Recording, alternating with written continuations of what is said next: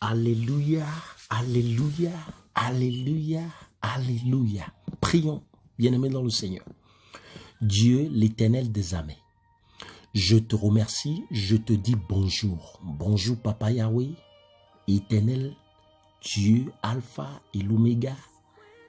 Tu es le soleil levant et le soleil couchant. Seigneur, nous te disons merci pour ce moment.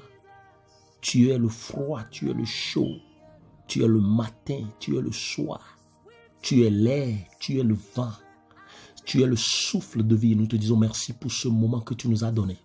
Dans le nom de Jésus-Christ. Amen. Bien-aimés dans le Seigneur, hier nous avons parlé de Dieu et de ses promesses. Je voudrais ajouter un élément aujourd'hui. Mais avant d'y arriver, je voudrais nous dire que notre niveau de maturité, que ce soit maturité humaine, que ce soit maturité religieuse ou que ce soit maturité spirituelle, est exposé lors des changements. Il y a d'autres personnes qui ne résistent pas au changement.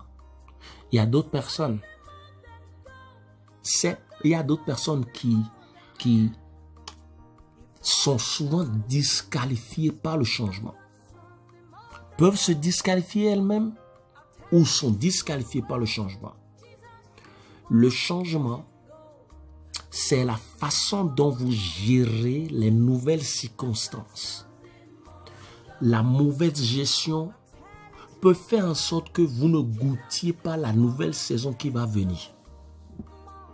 De quelle façon dont vous gérez le changement qui s'opère en ce moment? Je parle des enfants de Dieu.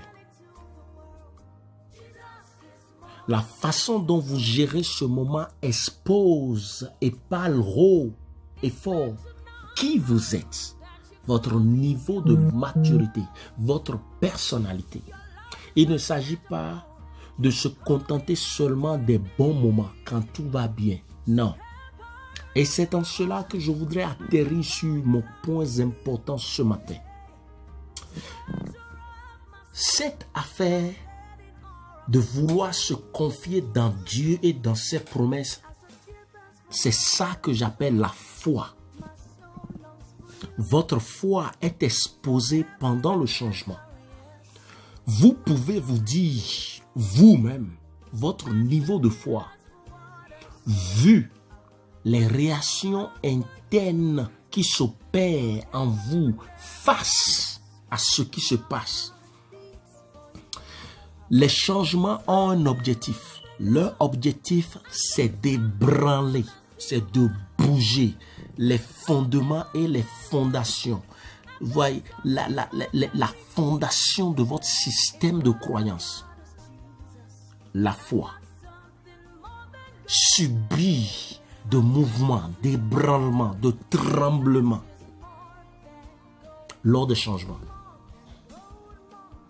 Le diable amène des tests pour attaquer votre croyance.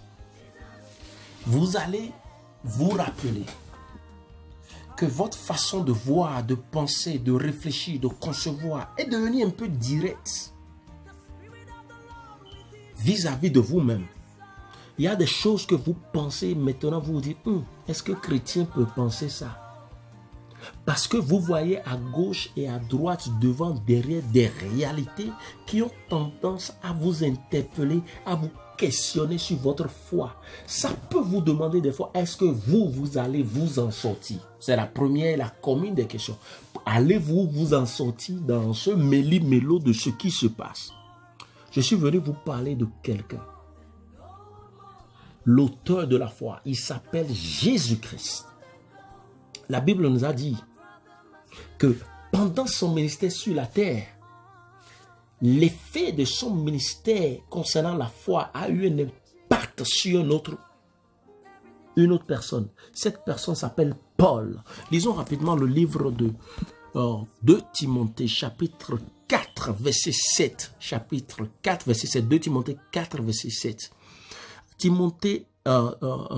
Paul disait à Timothée, Paul disait, j'ai combattu le bon combat. Oh. J'ai fini ma course et j'ai gardé la foi. J'ai combattu le bon combat, j'ai fini ma course et j'ai gardé la foi. Bien-aimé dans le Seigneur, le bon combat dont on parle, ce n'est pas un combat que vous savez d'avance que vous pouvez vaincre ou gagner. Ce n'est pas de ça il s'agit. Ce n'est pas un combat qui est à son niveau où lui peut s'en sortir. Ce n'est pas de ça il s'agit. Mais il a dit, peu importe ce qui était venu sur son chemin, il n'a pas été un lâche. C'est ce que ça veut dire.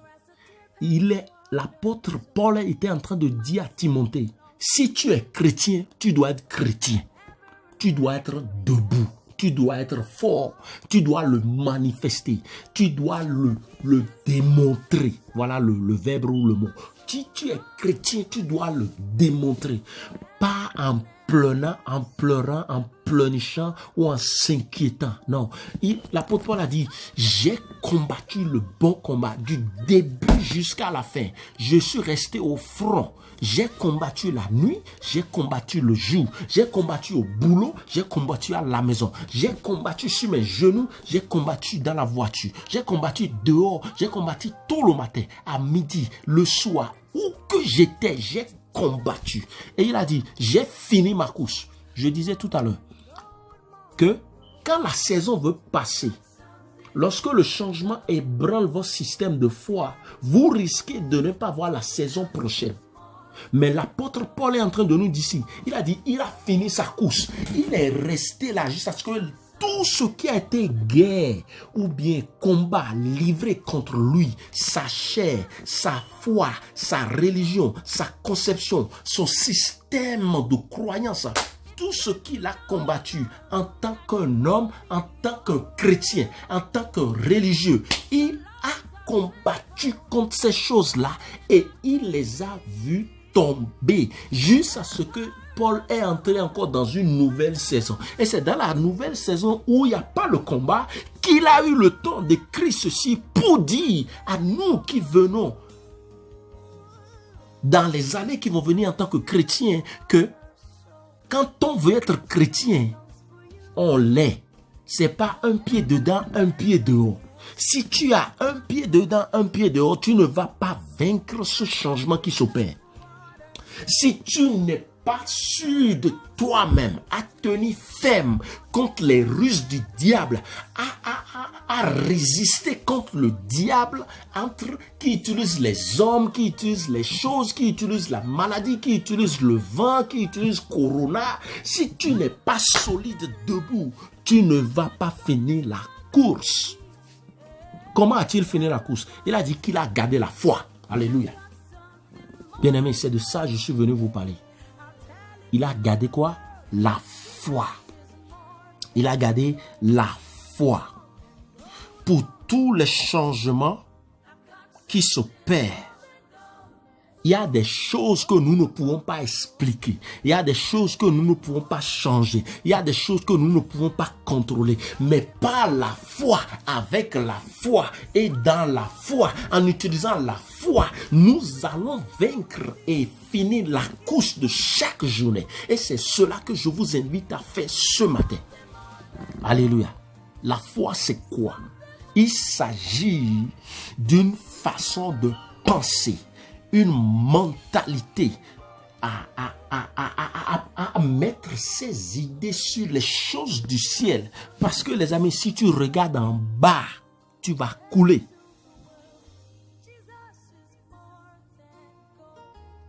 Prions. Tu vas dire, Seigneur, je viens te donner ma tête, mes pensées. Je viens te donner mon cœur. Je suis venu te les confier. Je les soumets. Je les soumets au système, au modèle de la foi du royaume. Au nom de Jésus-Christ, je voudrais finir mon combat aussi. Je voudrais combattre le bon combat. Je voudrais pas être lâche. Je voudrais pas être quelqu'un qui a un pied dedans, un pied dehors. Parce que un pied dedans, un pied dehors va faire en sorte que tout ce qui se passe maintenant va m'emporter. Seigneur, tout ce qui est en moi qui ne va pas me permettre d'être témoin oculaire de la saison prochaine qui va venir. Tout ce qui est en moi qui n'est pas l'élément, un élément de la foi et qui peut me faire noyer dans la saison dans laquelle nous sommes. Au nom de Jésus-Christ, que le feu du Saint-Esprit les consume.